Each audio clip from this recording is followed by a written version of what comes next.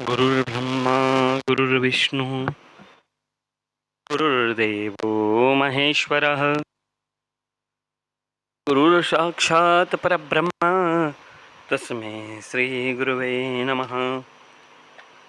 ध्यानमूलं गुरुर्मूर्तिपूजा मूलं गुरुर्पदं मन्त्रमूलं गुरुर्वाक्यं मोक्षमूलं गुरुर्कृपा।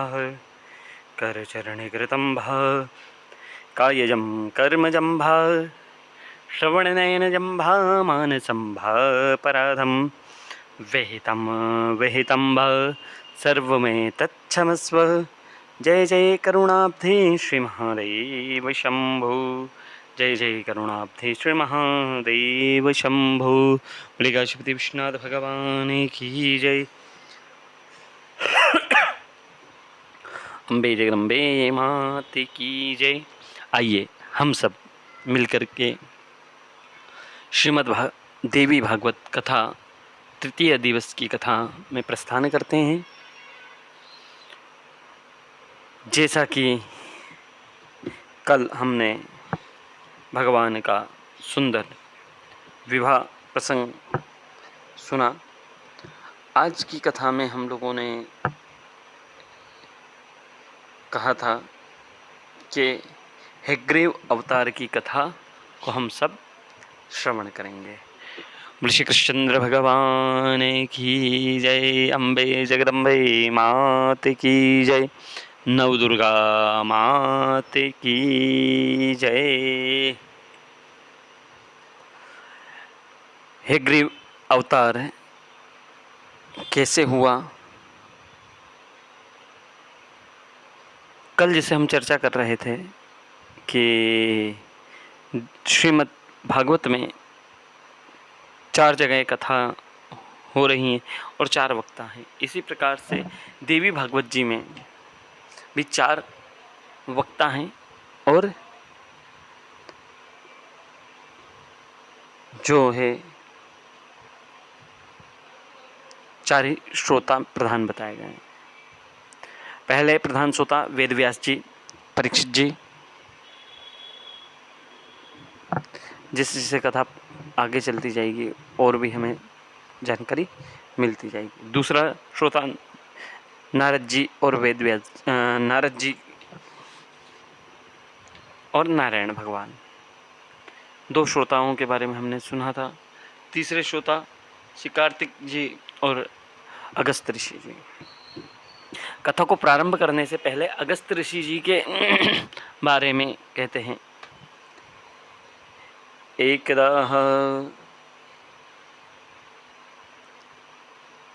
कुंभज ऋषि जो हैं, कुंभज रामचरितमानस में कुंभज ऋषि जो हैं वही अगस्त ऋषि हैं, जैसा मैंने सुना संतों के मुंह से, जैसा सुना है उसी प्रकार से बता रहा हूँ। अगस्त ऋषि जी ने इतनी संहिताएं लिखी हैं जो पूछे नहीं।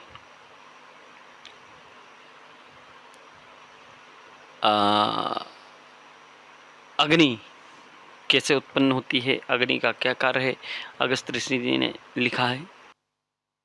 पवन चलने वाले विमान,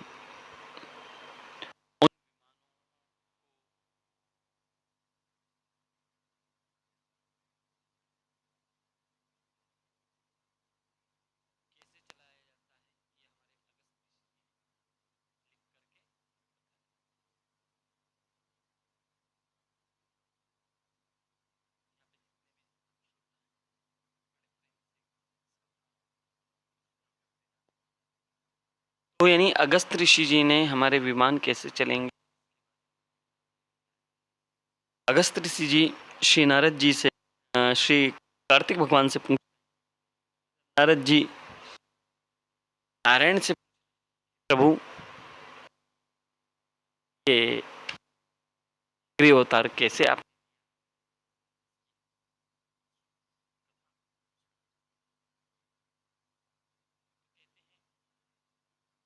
भगवान जब हैग्रीव से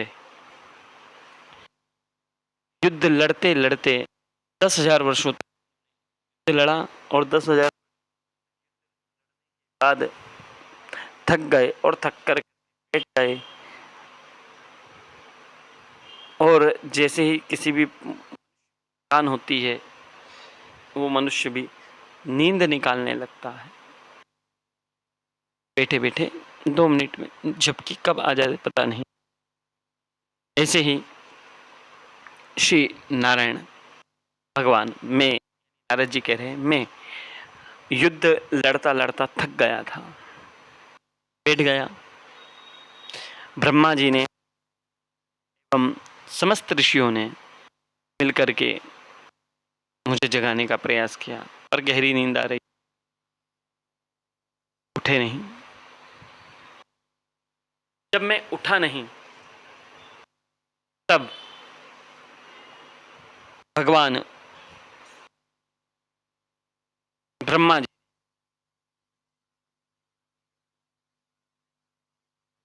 हवि नाम के एक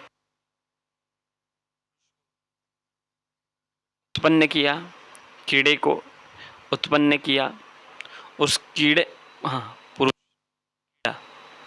कीड़े को उत्पन्न किया, और कीड़े को उत्पन्न करके कहते हैं कि ये हमारे नारायण भगवान इस धनुष पर सर रख करके सो रहे हैं, जाओ और जाकर के इसकी प्रत्यंचा काट दोगे तो धनुष, प्रत्यंचा जब भी चढ़ी होती है तो धनुष और बाण चलता है इस प्रकार से।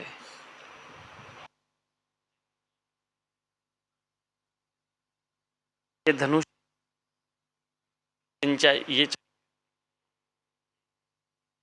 प्रत्यंचा रहती है, ये धनुष, ये प्रत्यंचा। अब तो अगर काट दिया गया तो ये नीचे से फ्री हो जाएगा धागा और देगा। इसी प्रकार से नारायण धनुष के प्रति सो रहे थे। कीड़ा ने कहा, मैं ये क्या मिलेगा? आज मतलब सबसे ज्यादा है कि कोई भी कर्म करें तो उसके पीछे हमारा लाभ क्या होगा।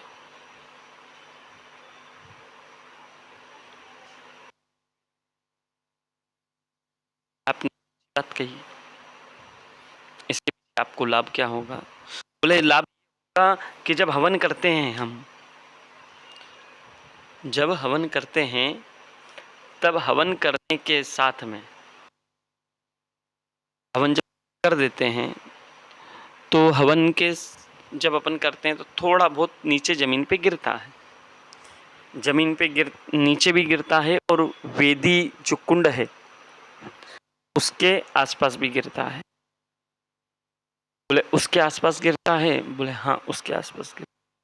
बोले उसके आसपास जो गिरा हुआ है वो तुम्हारे भोजन बनेगा, मैं तुम्हें आशीर्वाद देता हूँ। बस इतना करके ब्रह्मा जी को प्रणाम किया, गए और जाकर के धनुष की प्रत्यंचा काट दिया। और जैसे ही प्रत्यंचा कटी, जैसे ही प्रत्यंचा कट गई, उसी समय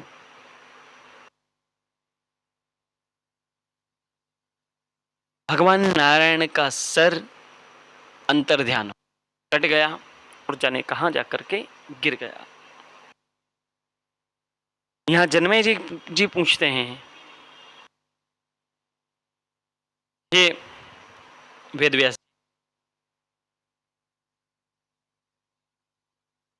बताइए क्या हुआ?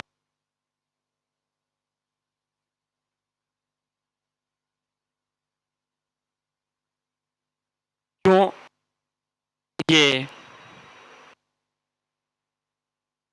भगवान का सर धड़ से अलग हुआ? ये मुझे बताने का प्रयास करें। बोले ठीक है मैं बताता हूँ। तो सुने ध्यानपूर्वक। एक समय की बात है, माँ लक्ष्मी जी बहुत ही उत्तम श्रृंगार करके बैठे हुए थे। भगवान नारायण को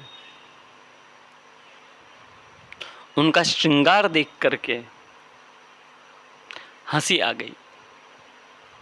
माँ लक्ष्मी को देखा और देख करके हंसी आई। जब हंसी आ गई उसके बाद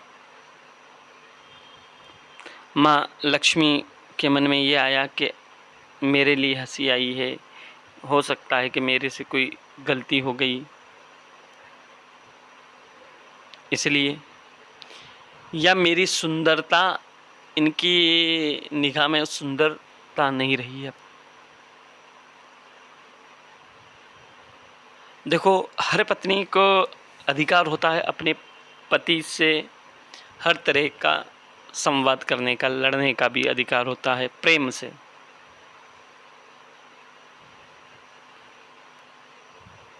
रूठने का भी अधिकार होता है और मनाने का भी अधिकार होता है। हर एक परिस्थिति में अधिकार पत्नी को प्राप्त होता है। इसी प्रकार से माँ ने भी सोचा कि आज मेरे स्वामी विष्णु भगवान आज मेरे चेहरे में ऐसा क्या देख लिया जिसकी वजह से इनको हंसी आ गई, और हंसी आई तो ठीक है, पर माँ लक्ष्मी जो क्रोध नहीं करती हैं आज उनको भी क्रोध आ गया। और जैसे ही माँ को क्रोध आया, माँ को क्रोध आया, और क्रोध आते ही, जैसे ही क्रोध आया, क्रोध आते ही माँ ने ये श्राप दे दिया कि इस मुंह से आपने मेरी हंसी करी है, ये मुंह आपके पास नहीं रहेगा। बस नारायण भगवान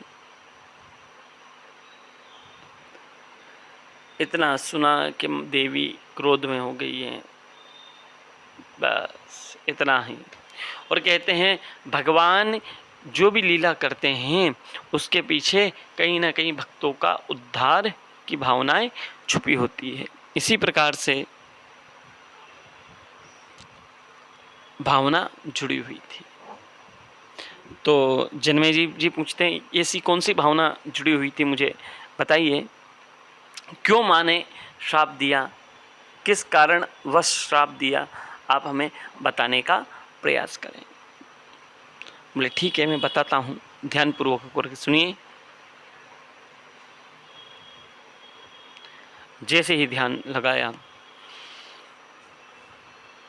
वेद व्यास जी माँ के चरणों में जैसे ही ध्यान लगाया, अपने मन को एकत्रित कर चुके, और अब जिह्वा से माँ के सुंदरता का वर्णन नहीं किया जा रहा।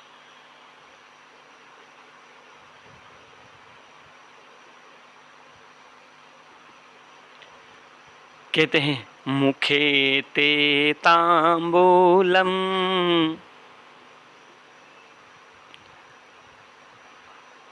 कज्जले करा ललाटे काश्मीरम विलसच मोक्ति वरदाम।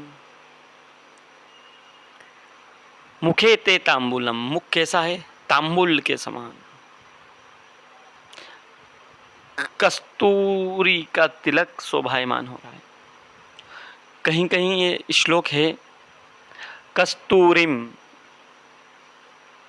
तिलकम, कस्तूरी का तिलक माँ जगदम्बा के चरणों में है, और उनकी कांति अनेकों सूर्यों के समान शोभायमान हो रही है।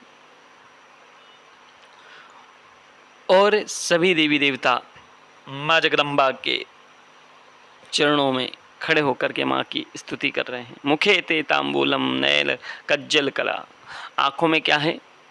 काजल बसा हुआ है। मुखे ते तांबूलम, मुंह में पान खाने के बाद जो लालिमा होती है, आजकल की मुंह पे लिपस्टिक पोत लेते हैं, वो नहीं, लाल लाल मुंह बन जाए ऐसा नहीं। मुख तांबुल खाने से, जिसने पान खाया होगा उसको मालूम होगा। क्या मालूम? ये पान खाने से मुंह कितना लाल हो जाता है।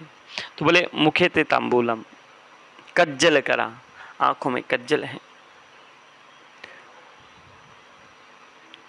और माँ भगवती की शोभा अतुलित है। बस इस शोभा को देख करके उनके मन की झांकी वहीं रुक गई।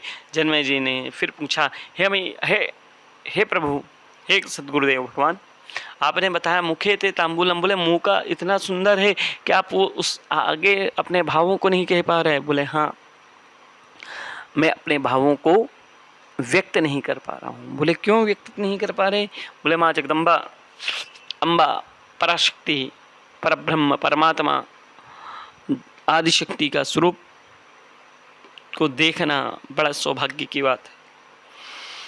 और अभी नवरात्रि चल रही है, हम लोग जाएंगे मंदिर, और मंदिर जाकर के बस केवल एक निगाह देखा नहीं देखा आ जाएंगे। अरे भगवान को देखना, किसी से संत ने कहा, पूज्य इंद्रेश्वर जी उपाध्याय जी के वचन हैं, यदि आप ये देखने के लिए जा रहे हैं कि भगवान कैसे हैं और मात्र घूमने के लिए जा रहे हैं, चलो लोग बाग कहते हैं कि वो वहाँ सांवरिया जी चले जाओ, पावागढ़ चले जाओ, और विंध्याचल माँ चले जाओ, माँ कामाख्या चले जाओ, माँ बगलामुखी धाम चले जाओ, महाकाल चले जाओ, कहीं भी जाते हैं और वहाँ जाकर के क्या देखते हैं?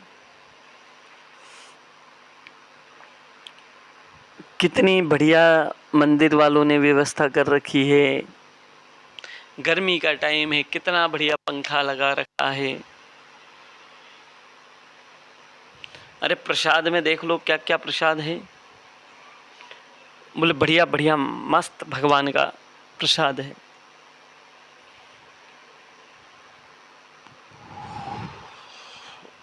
बोले मस्त प्रसाद भोग लगा रहे हैं।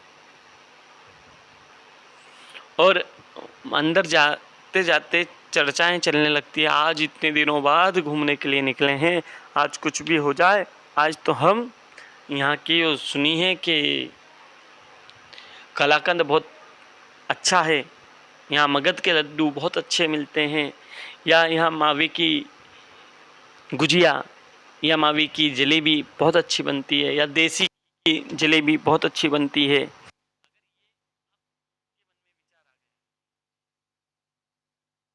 आपका मंदिर जाना सब बर्बाद, कोई मतलब का नहीं। भाव जागृत हुए कि करने लाइन में लगे, एक बार दर्शन करा, पर आ गए, आप बार बार भगवान के दर्शन करते रहें, या मंदिर का कोई कोना मिल गया, वहां से माँ भगवती की झांकी पूरम सुंदर, आपका वो दर्शन करना सिद्ध माना जाता है। ना कि ये कि आप मंदिर गए और मंदिर जाकर के वहाँ खाने पीने की चीज़ें ढूंढ रहे हैं। भगवान तो खाता नहीं, भगवान के सामने दिखाना है, बाद बाकी खाने अपने को है। तो ऐसी भक्ति आपकी किसी भी काम की नहीं है।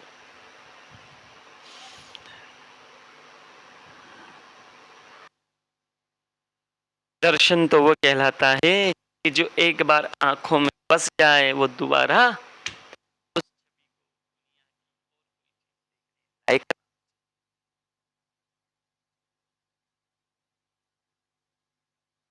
प्रीतम को देखने गया, जब पीतम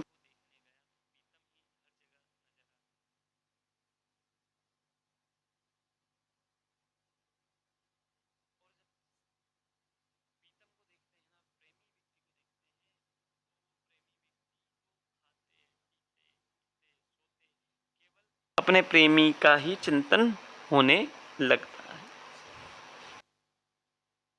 इसी प्रकार से जब तक आपको हर जगह हर चीज में भगवान ना दिखने लग जाए तो सोचना कि भगवान ने आपको अपनी भक्ति के लायक नहीं समझा है। एक और भक्ति का प्रधान उदाहरण, जितने भी भक्त हूं भगवान ने सब चीज छुड़वाई है।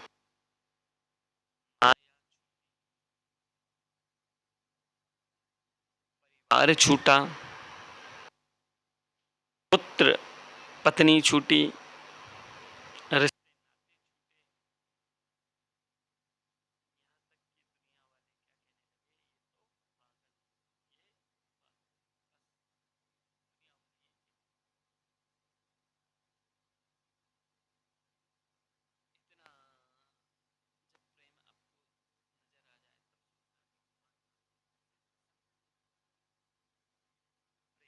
जब अनंत गया रोम रोम संत हो गया, प्रेम जब अनंत हो गया रोम रोम संत हो गया, जब बही ये प्रेम की धारा रोम रोम संत हो गया। संत कौन होते हैं?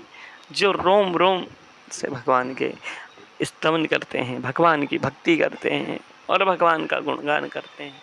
उसमें भगवान के गुणगान में ही सब कुछ लगा।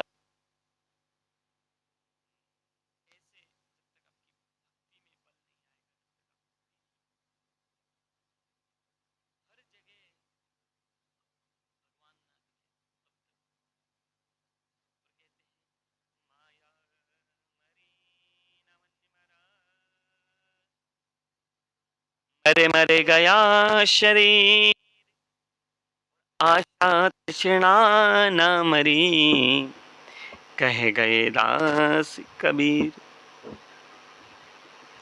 कभी समय मिला, माँ भगवती का आशीर्वाद हुआ तो कबीर जी की कुछ प्रसिद्ध अच्छी बातें करेंगे। यदि माँ भगवती की दया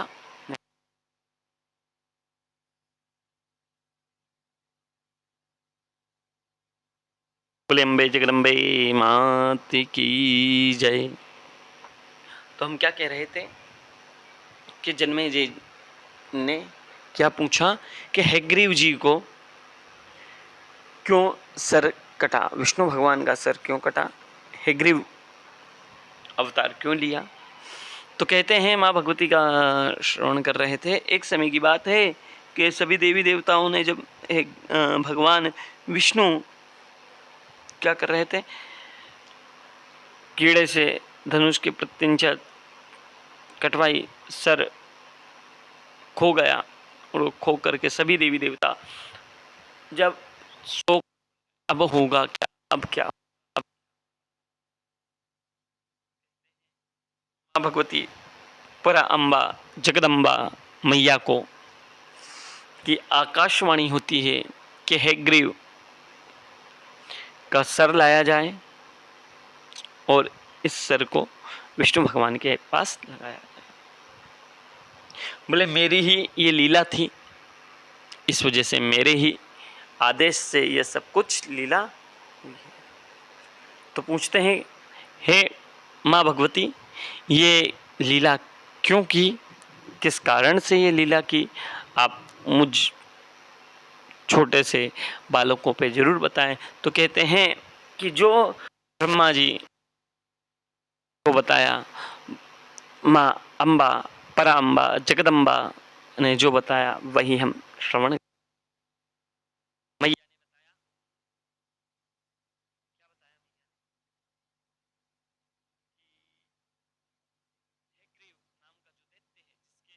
आप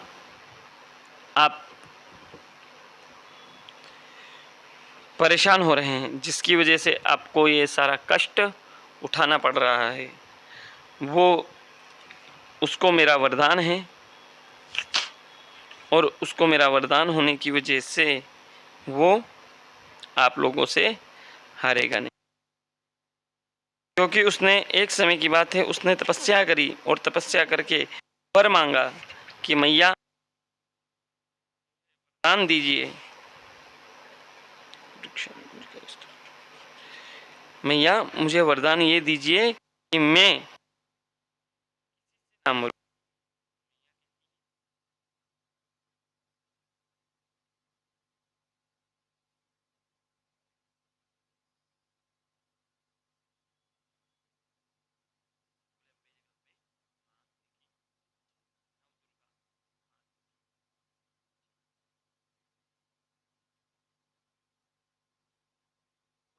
मुझसे तपस्या करी, तपस्या करके वर मांगा, वर मांगने के बाद कहते हैं कि उसने वर तो मांग लिया और वर ऐसा मांगा उसने कि जिसकी तुलना किसी ने नहीं करी थी।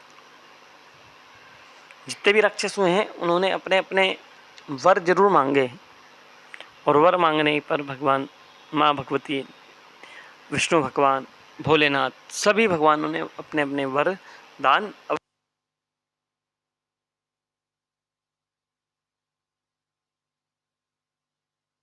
वर मांगा कि मैं किसी से ना मरूं,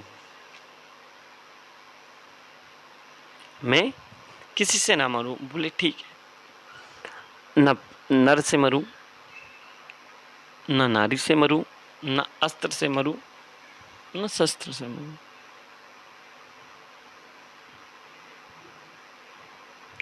ऐसा सभी दैत्य लोग मानते हैं और कहते हैं जिनके पास ताकत आ जाती है उनकी सोचने समझने की शक्ति क्षीण हो जाती है।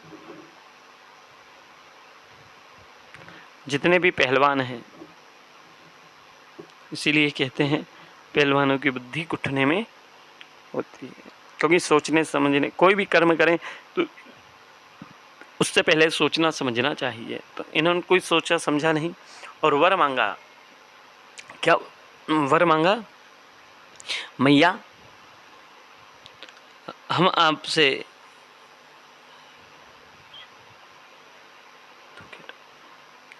तो मैया से वर मांगने लगे, हे मैया मैं अगर मरूं तो मेरा ही जैसा अवतार हो, मेरे जैसा समान योद्धा हो तो ही मैं उससे मर सकूं। बोले कैसे? हेग्रीव अवतार अगर कोई हो, हेग्रीव, उसी के हाथ से मैं मरूं, ऐसा मुझे वरदान चाहिए। बोले अम्बे जगदम्बे मात की जय। जय हो मां, आपकी दया। ऐसा सुना, सुन करके मैया ने बोला तथा अस्तु। बोले यही हेग्रीव राक्षस के आतंक से आप बड़े दुखी हैं? बोले हाँ मैया, हम इसीलिए तो विष्णु भगवान को उठा रहे थे।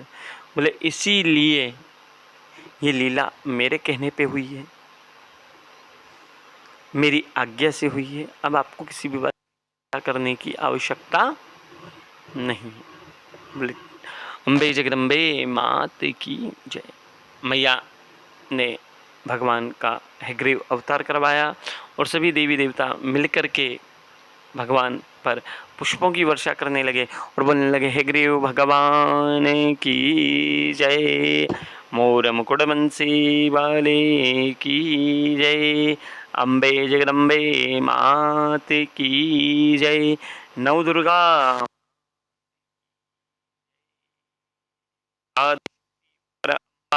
जगदम्बा।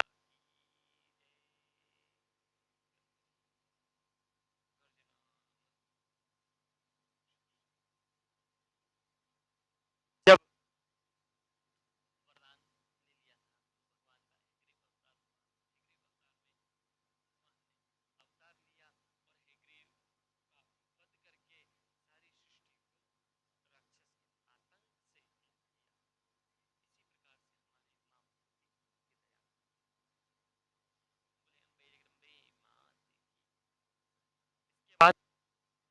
ग्रीव अवतार के बाद कथा का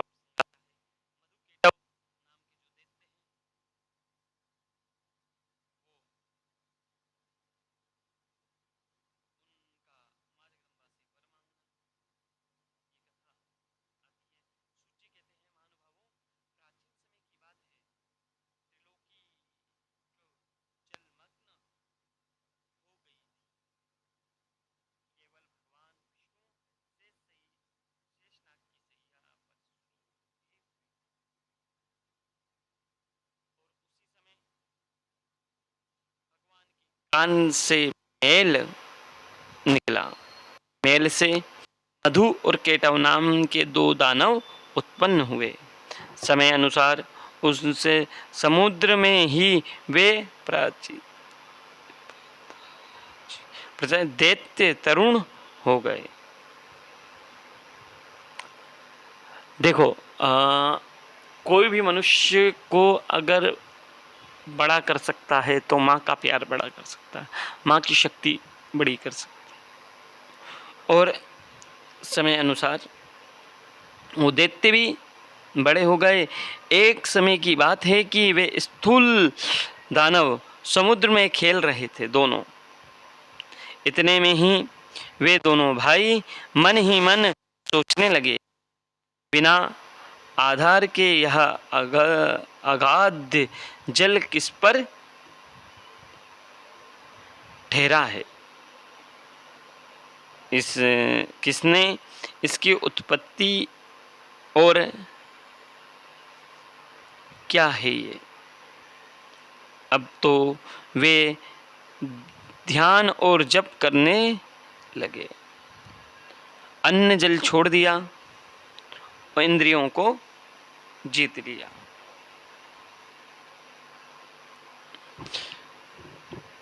जितने भी दैत्य हुए हैं या मनुष्य हुए हैं, आज हम भगवान के व्रत कर रहे हैं तो केवल दुनिया को दिखाने के लिए व्रत करते हैं, दुनिया को दिखाने के लिए तपस्या करते हैं। आज यहाँ पर आप सब बैठे हुए हैं, माँ अम्बा परम्बा जगदम्बा की कथा हम सब मिल करके सुन रहे हैं। हमारी माता राम, कुछ माताएं ऐसी हैं जो जमीन पे नहीं बैठ पाती,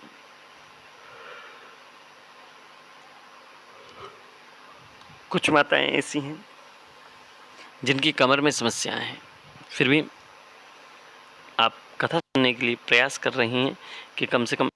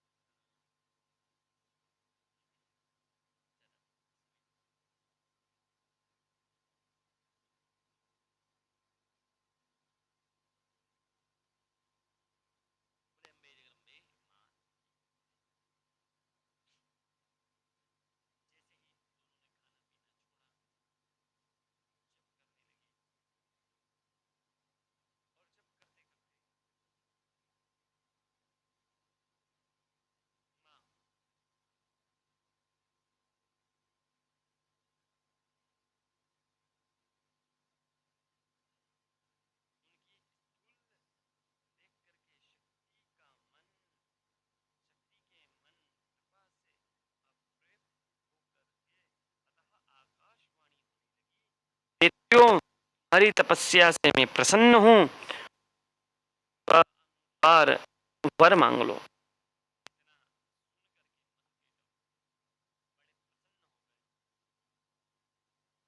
वर मांग ले, बोले ठीक है वर मांगते हैं।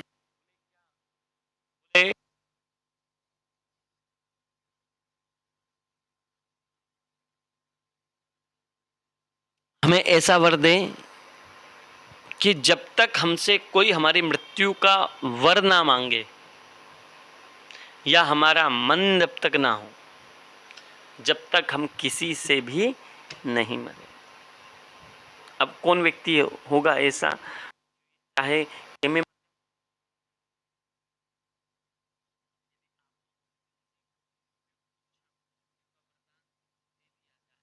आप लोग क्या करेंगे?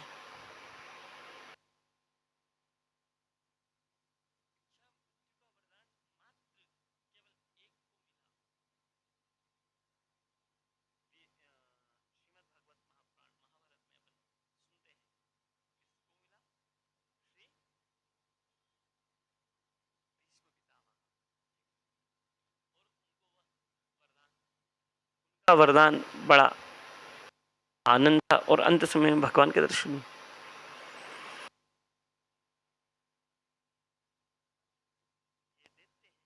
को भी वरदान मिला, वरदान लिया इन्होंने भगवान माँ अम्बा से, जगदम्बा से वरदान मांगा कि मांग करके दिया वरदान, और वरदान दे करके माँ जब वरदान दे दिया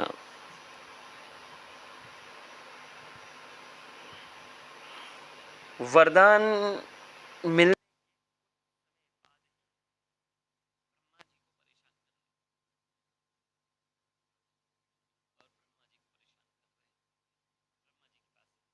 गए और कहने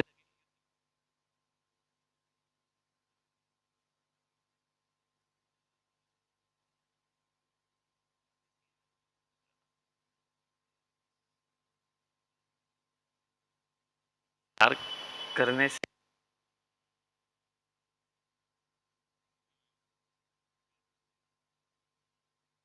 बोले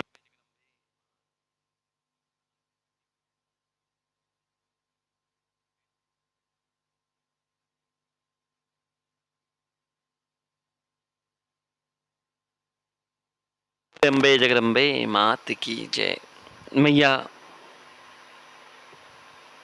की जब आकाशवाणी सुनी, ब्रह्मा जी के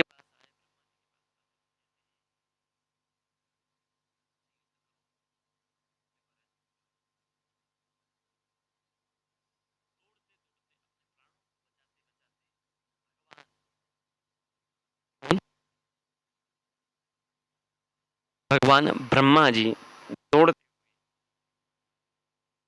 नारायण श्री हरि के पास आ गए, आकर के कहने लगे नारायणं नमस्कृत्य नरं चैव नरोत्तमः देवी सरस्वतीं व्यादो सर्वकार्यार्थ सिद्धये। फिर भी भगवान नहीं उठे। फिर दूसरी स्तुति गई, शांताकारं भुजगशयनं पद्मनाभं सुरेशं विश्वाधारं गगनसदृशं मेघवर्णं शुभांगं लक्ष्मीकान्तं कमलनयनं योगिवृद्ध्यानिगम्भ्यं वन्दे विष्णु भवभयहरणं सर्वलोकैकनाथम। हे माँ, हे लक्ष्मी माँ, दया करें।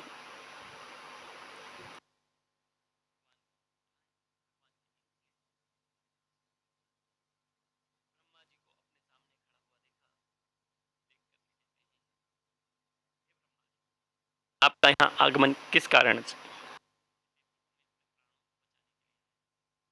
है? क्या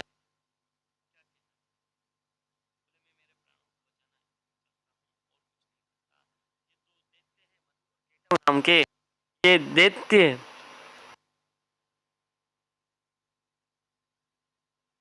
युद्ध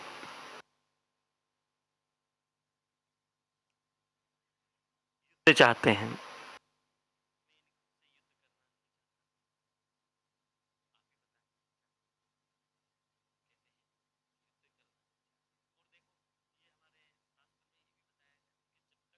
आप सामने वाले का बल नहीं समझ लो कितनी ताकत है,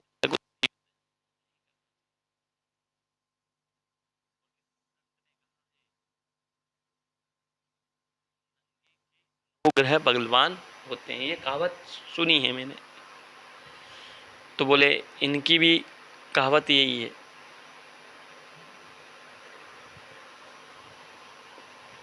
तो क्या कहते हैं, बोले इन्होंने भी अपनी शक्ति के आगे ये किसी को नहीं समझते, केवल क्या है कि मैं। जिसे दक्ष प्रजापति जी ने क्या करा था, मैं करने वाला, मैं कराने वाला, मैं मैं नहीं करता तो कुछ नहीं होता, आज मैंने यहाँ पे देवी भागवत नहीं करवाता तो आज इस पूरे एरिया में देवी भागवत नहीं होती। किसी ने यहाँ तक कि ये है कि कई लोग तो ऐसे होंगे जिन्होंने देवी भागवत जी का कभी नाम नहीं सुना होगा, कई होंगे ऐसे। तो ऐसे ही माँ की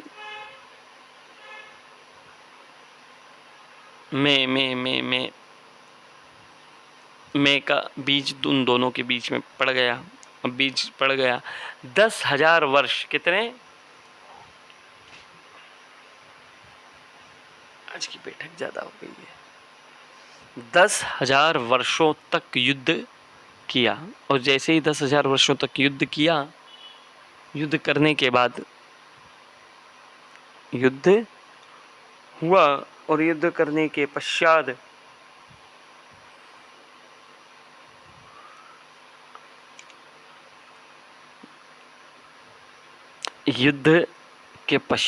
भगवान विश्राम करना चाहते थे। अब देखो इन दोनों भाइयों में कितनी एकता थी, एक युद्ध करता तो एक आराम करता।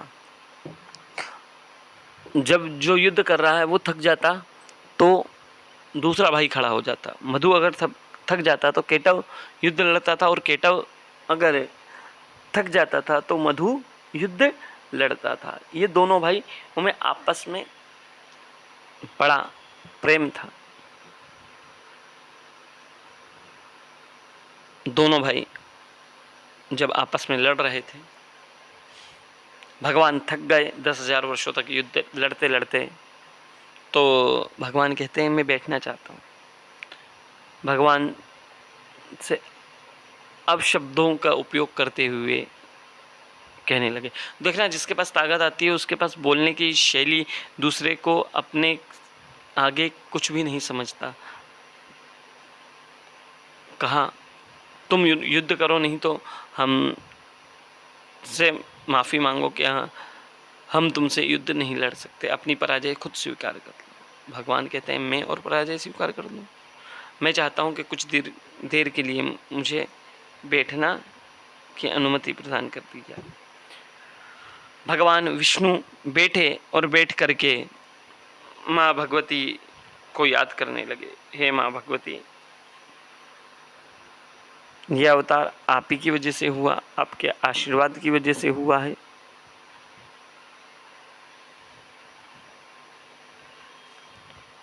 अब आप दया करें, क्या करूं मैं?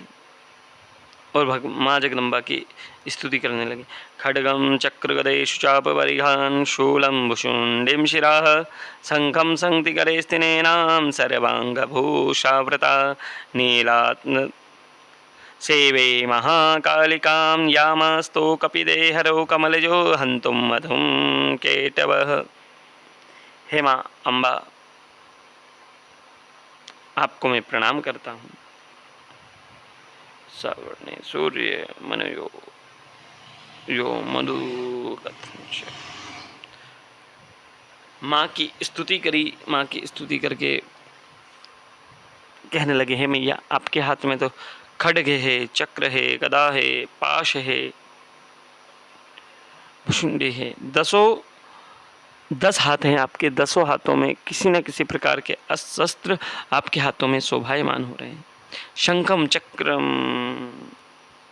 शंख भी है, चक्र भी है। नीला नील वर्ण के समान आपका शरीर शोभायमान हो रहा है। सर्वे सेवे महाकालिका, हे महाकालिका, आपका तो रूप का कहना ही बड़ा अनोखा है।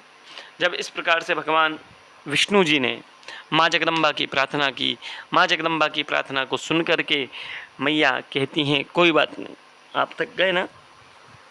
और देखना, जब तक आप ये सोचेंगे कि मैं कर सकता हूँ या मैं करूँगा, मेरे अलावा और कोई नहीं कर सकता, जब तक माँ पर ब्रह्म परमात्मा अम्बा जगदम्बा मैया भी आपकी कोई सहायता नहीं कर सकते। तो बोले क्या, कौन सहायता कर सकता है? बोले जब तक ये मैं शब्द दूर ना हो जब तक कोई भी आपकी सहायता नहीं कर सकता। बोले अम्बे जगदम्बे मात की जय। मैया ने कहा मैं आप इनसे युद्ध कीजिए, मैं कुछ यत्न करती हूँ। देखो माताओं के हाथ में बहुत कुछ होता है। माँ की प्यारी अदा, माँ के तिरछे नैन। देखो एक माँ है, देवी हैं, और देवियों की निगाह ही ऐसा बाण है जो अच्छों अच्छों को घायल कर जाता है, अच्छों अच्छों को पागल कर जाता है। किसी ने कहा है मुस्कान तेरी मैया घायल करे जाती है, मुस्कान तेरी मैया घायल करे जाती है, ये तिरछी नजरिया घायल करे जाती हैं। और हे माँ, आप इतने शांत वर्ण में हैं,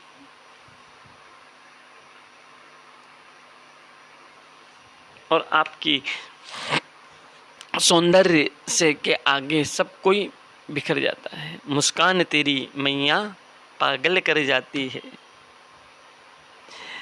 तेरी तिरछी नजर मैया मुझे घायल कर जाती है। और बाल जब माँ के होते हैं खुले केश, वो भी बड़े सुंदर लगते हैं। मैया आपके माथे पे जो बिंदिया है वो भी बड़ी सुंदर लगती है। और देखो सौंदर्य ऐसी चीज है, सुंदरता ऐसी चीज है, इस पे सब कोई घायल हो जाता है। मधु केटव दोनों ही घायल हो गए। अब दोनों ही माँ पर घायल हो गए, माँ की अदाओं में। विष्णु भगवान से माँ कहती हैं संकेत वाणी में, हे विष्णु, मैंने अपने हिस्से का कार्य कर दिया है। क्या कहा? हे विष्णु, मैंने अपने हिस्से का कार्य कर दिया। आधा काम था मेरा इनको अपने तरफ मोहित करना, अब आधा काम तुम्हारा है। बोले मैया मेरे समझ में नहीं आई कि मुझे करना क्या है। तो मैया कहती हैं कि इन दोनों से वर मांगो, क्योंकि इन्होंने तपस्या की, और तपस्या करके इन्होंने एक वर मांगा। बोले क्या वर मांगा था? बोले वर ये मांगा था कि वर ये मांगा कि जब तक हम खुद नहीं बोलेंगे कि हमारी मृत्यु हो, जब तक मृत्यु नहीं होगी, इसलिए आप इनसे वर मांगे। और देखना, पुरुष अपनी इज्जत को बचाने के लिए बहुत कुछ कर जाता है। इज्जत बचाई, कैसे इज्जत बचाई? अब यहाँ पर नारायण भगवान कहते हैं या तुम मुझसे वर मांगो, मैं तुम्हें वर देता हूँ। मधु केटव कहने लगे अगर इस सुंदरी के सामने हम इससे वर मांगते हैं, विष्णु से वर मांगते हैं, तो हमारी इज्जत किसकी निगाह में कम होगी? ये सुंदर स्त्री की निगाह में मेरी इज्जत कम हो जाएगी। बोले फिर क्या करना चाहिए? दोनों भाई आपस में चर्चा कर रहे हैं। बोले अगर मधु से नहीं प्रभावित हुई तो केटव से प्रभावित हो जाएंगी, और केटव से प्रभावित नहीं हुई तो मधु से प्रभावित हो जाएगी। दोनों में से किसी ना किसी एक भाई का तो विवाह पक्का होना ही होना।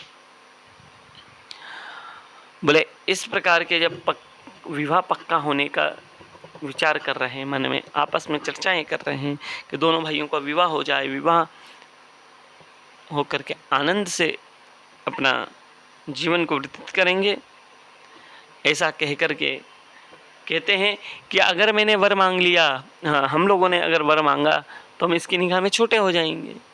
तो बोले इससे कहते हैं हम तुमसे क्या वर मांगे, तुम क्या हमें वर दोगे, तुम तो हमसे युद्ध में जीत भी नहीं पा रहे हमें।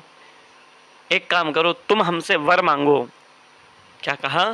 तुम हम दोनों भाइयों से वर मांगो, निश्चित हम जो मांगोगे वो देंगे। माँ भगवती का इशारा मिला भगवान को कि वर में केवल एक ही चीज मांगना है कि इन दोनों की मृत्यु किसके हाथों हो? आपके हाथों हो। ये वर मांगिएगा तो ही इनकी मृत्यु होगी।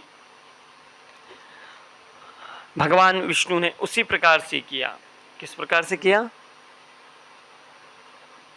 भगवान ने वर मांगा, मैं हे मधु, हे केटव, तुम्हारी शक्ति का कोई बखान नहीं किया जा सकता, तुम्हारे जैसा परम योद्धा कोई नहीं है और असली वर देने वाले ही तुम हो। ऐसी बढ़ा चढ़ा करके तारीफ पे तारीफ करने लगे भगवान। और देखना, किसी के सामने भी उसकी अगर तारीफ करोगे तो उसका सीना फूल करके चौड़ा हो जाएगा। इसी प्रकार से मधु केटव दोनों का सीना तन गया। बोले मांगो, हम तुमसे प्रसन्न हैं, तुम जो मांगोगे हम तुम्हें प्रदान करेंगे। बोले बस, भगवान बोले कि हो गया काम। बोले क्या मांगना चाहते हो? बोले मैं केवल इतना मांगना चाहता हूं। क्या बोले? मैं आपसे इतना मांगना चाहता हूं कि आप दोनों की मृत्यु, आप दोनों भाइयों की मृत्यु मेरे हाथों से हो। अरे